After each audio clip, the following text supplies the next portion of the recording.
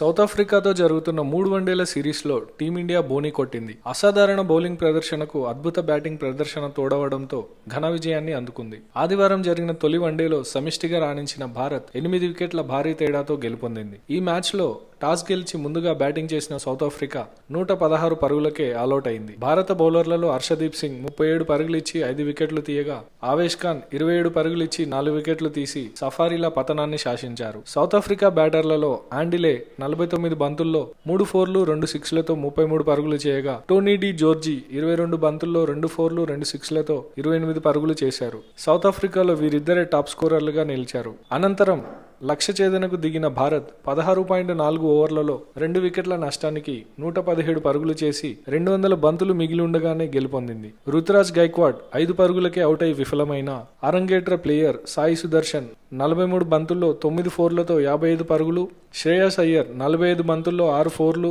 1 సిక్స్తో 52 పరుగులు చేసి హాఫ్ సెంచరీలతో రాణించారు. ఇక సౌత్ ఆఫ్రికా బౌలర్లలో వియాన్ ముల్దర్, ఆండిలో పెహ్లుకాయో తలో వికెట్ తీశారు. స్వల్ప లక్ష్య ఛేదనకు దిగిన భారత్ కు ఆదిలోనే గట్టి షాక్ తగిలింది. ఓపెనర్ రుతురాజ్ గైక్వాడ్ ముల్డర్ వికెట్ల ముందు బోల్తా కొట్టించాడు.